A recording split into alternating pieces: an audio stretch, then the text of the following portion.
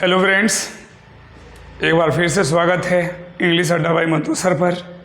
और जितने भी मेरे दोस्त कॉम्पिटिटिव एग्ज़ाम्स की तैयारी कर रहे हैं वो सारे बच्चे इस चैनल से जुड़ें। बेसिक ग्रामर अभी हम लेकर चल रहे हैं, जिसके बाद से आपका प्रैक्टिस सेशन भी आएगा। तो पीछे वाले वीडियो अगर आप नहीं देखे हो, चैनल पे नहीं हो, तो ज़रूर देख लेना है, ठीक है। तो अभी हम केस पढ़ रहे हैं और बिल्कुल केस को कंप्लीट करने के बाद हम इस पर प्रैक्टिस भी करेंगे, ठीक है। तो पिछले वाले वीडियो अगर आप नहीं देखें तो ज़रूर देख लीजिएगा, इससे आपको चीज़ें ज़्यादा समझ में आएगा। तो चलो मेरे दोस्त स्टार्ट करते हैं, और अगर सेशन अच्छा लगे तो ज़रूर एक लाइक करना है, ठीक है। हाँ, लाइक में कंजूसी ना करना है। चलिए तो आज स्टार्ट करते हैं। आज देख लो, हमने बोला कि केस अभी पढ़ रहे थे, ठीक है। तो केस को ध्यान से समझिएगा। और आज का जो हमारा, हमने केस को कई पार्ट में बांट दिया है क्योंकि ज़्यादा वीडियो बड़ा ना हो, ठीक है, इसलिए पार्ट वाइज है, अब जरूर देख लेना। तो आज जो हम बात करने जा रहे हैं वो मेरा भैया होगा केस का अगला पॉइंट है, ध्यान से समझिएगा। कहा जाता है, हमने कहा to avoid the use of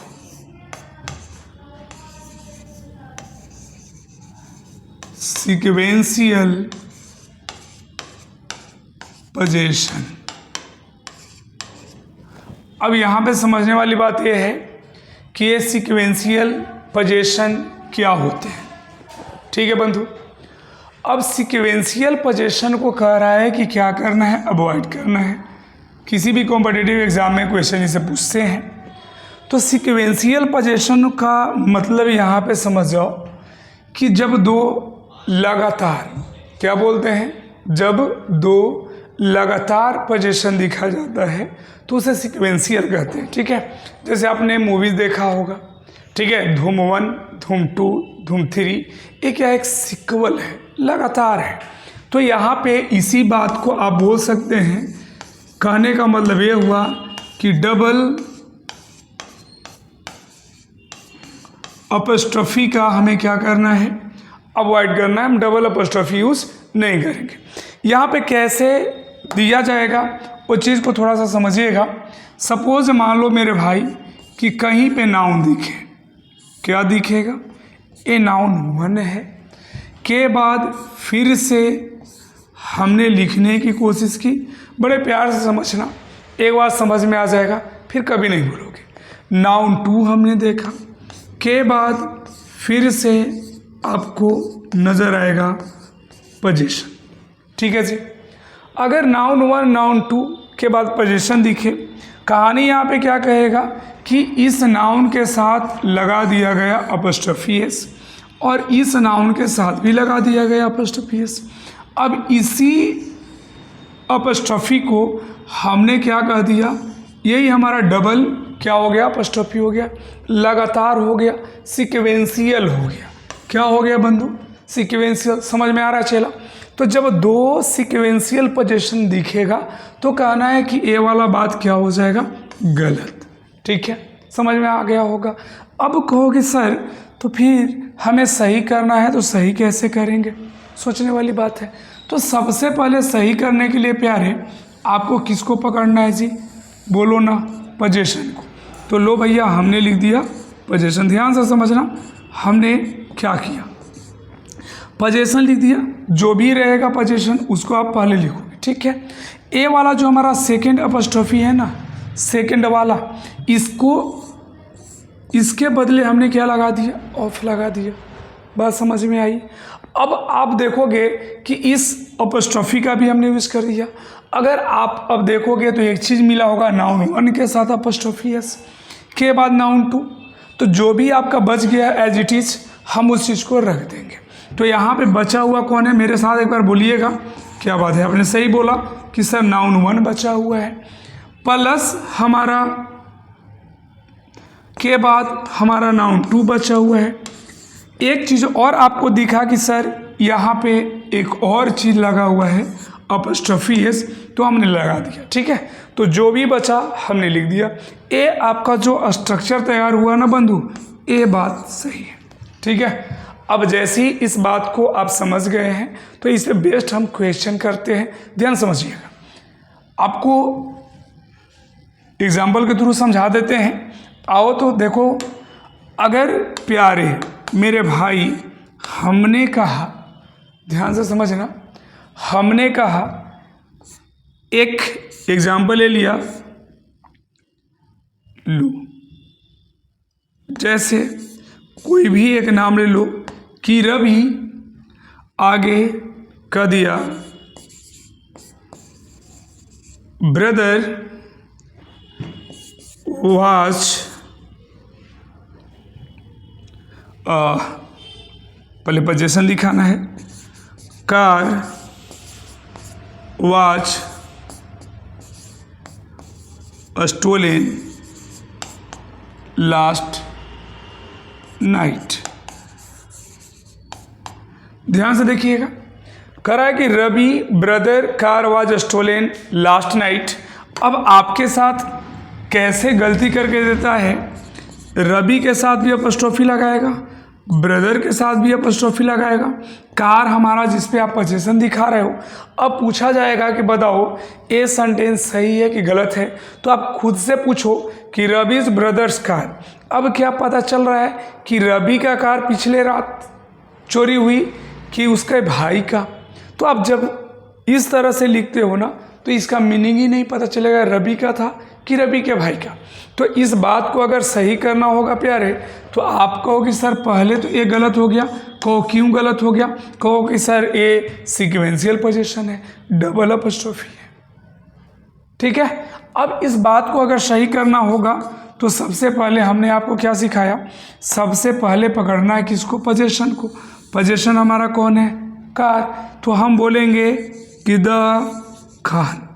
ठीक है, द लगा देना है। हमने इसके पहले आपको बढ़ा चुका हूँ कि जब noun plus preposition plus noun का केस हो तो फर्स्ट नाउन के साथ द लगाना जरूरी होता है। के बाद इस अपॉस्ट्रोफी के बदले चेला क्या लगाओगे, बोलो, द कार ऑफ। अब बचा हुआ कौन है, रवि के साथ अपॉस्ट्रोफी के बाद ब्रदर, तो आप बोलोगे कि रवीज ब्रदर।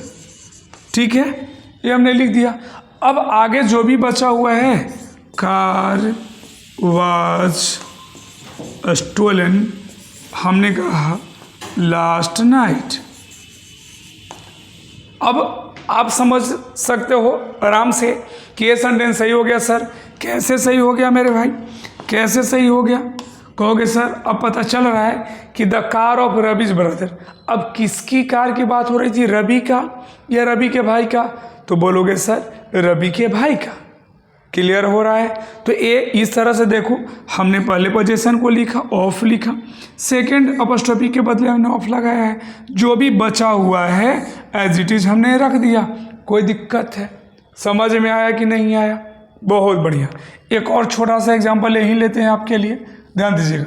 और जो भी बच्चे ध्यान से एक बार देख लेंगे, फिर कभी इस कंसेप्ट को आप नहीं भूलने वाले हो।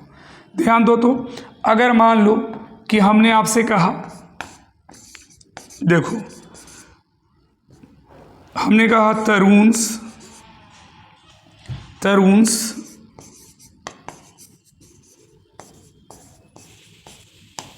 नेवर्स हाउस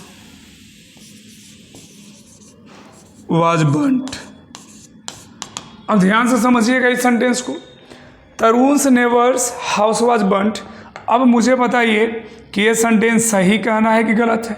कहोगे सर यहाँ पे तरुण के साथ भी आपने लगाया, नेवर के साथ भी आपने लगाया, हाउस पोजीशन दिखा रहा है जिस पर, तो ये डबल अपॉस्ट्रोफी का केस हो गया। सिक्वेंशियल पोजीशन दिखा रहा है, गलत हो गया। अब इस बात को सही करना है मेरे बंधु, तो आपको सबसे पहले हमने क्या सिखाया, मेरे साथ बोल देना एक बार। सबसे पहले लिखोगे सर द हाउस, क्या लिखोगे, द हाउस। इस अपस्टॉफी के बदले क्या हमने सिखाया, ऑफ लगाओ। बचा हुआ कौन है, तरुण के साथ अपस्टॉफी के बाद नेवर। तो हमने क्या कहा, तरुण्स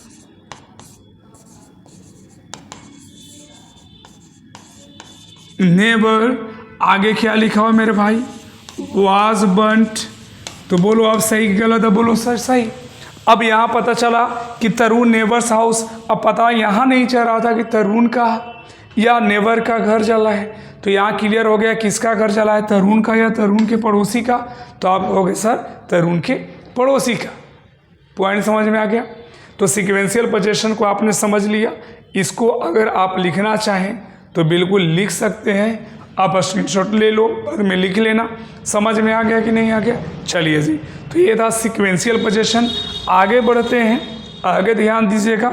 अब कभी कभी एक चीज़ और आपके एग्जाम में पूछा जाता है, इनडेफिनिट प्रोनाउन से, ठीक है। अगर सपोज मान लो कहीं पे, अगला पॉइंट है हमारा, कहीं पे आपको नज़र आ जाए एवरीबडी, कहीं नज़र आएगा एवरीवन, कहीं नज़र आएगा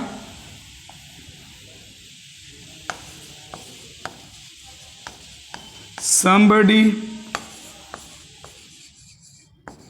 someone,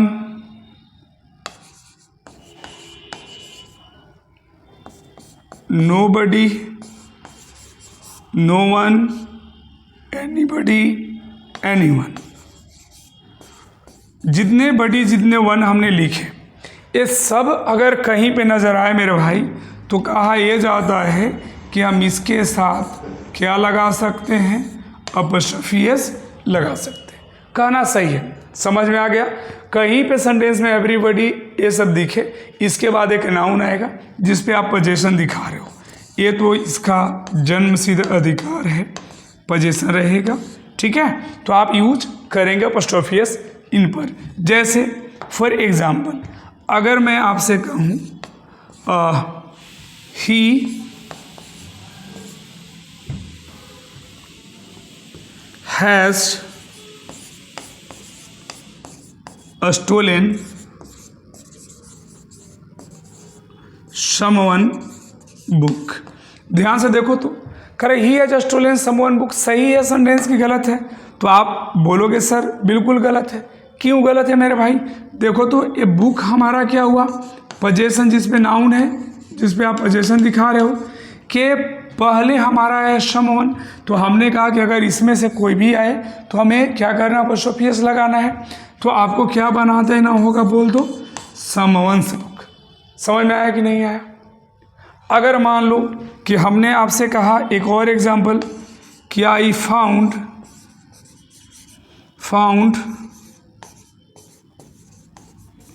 nobody car in the garage. अब बोलो सही है कि गलत है?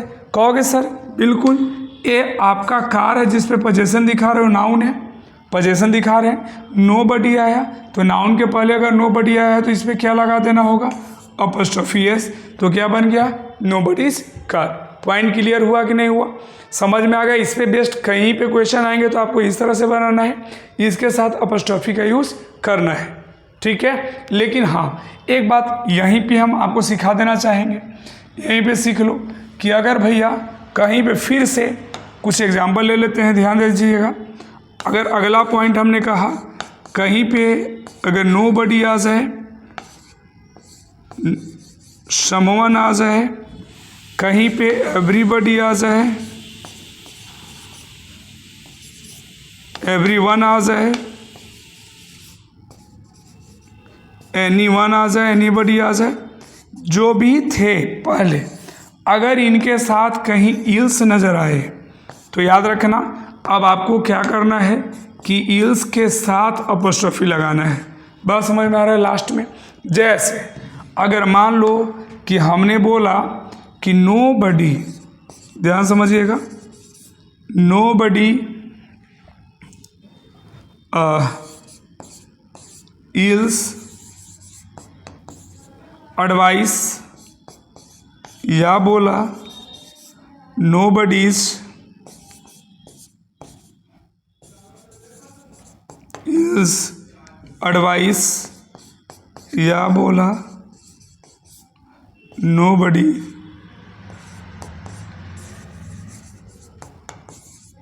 एडवाइस। अब ध्यान से समझिएगा, ये तीनों में हमारा सही कौन है? सारे बच्चे जवाब दें। पहले बोलो एडवाइस हमारा नाउन है जी, नाउन है जिसमें पोजीशन दिखा रहे हो, तो नाउन के पहले नोबडी एल्स आया, हमने अपोस्ट्रोफी नहीं लगाया है ना, तो ये बात पहले ही गलत हो गया, कभी नहीं यूज़ करोगे। फिर से एडवाइस हुआ नाउन है, ठीक है, जिस पे आप पोजीशन दिखा रहे हो, ठीक है। अब देखो हमने कहाँ लगाया है? नोबडी पे। अगर इल्स आया है तो नोबडी पे नहीं लगेगा, किस पे लगेगा? इल्स पे। तो आपका आंसर जो सही होगा वो क्या होगा? Nobody ills advice. पॉइंट समझ में आया? तो कहीं पे इल्स नजर आए इनके साथ तो आपको कभी भी अपोस्ट्रोफी लगाना है तो इल्स पे लगाना है। क्लियर है? तो ये हमारा केस था, हमने केस को कवर कर लिया। अब इसके बाद हम बात करेंगे नंबर के बारे में, नाउन के बारे में, ठीक है। जब हमारा पूरा नाउन कंप्लीट होगा तो इस पे बेस्ड जितने भी एरर्स प्रीवियस ईयर क्वेश्चंस हैं जो पूछे गए आज तक, सारा चीज़ हम लोग यहीं पे है ना डिस्कस करेंगे। तो फिर मिलते हैं नेक्स्ट वीडियो में। Thank you so much for watching. Thanks.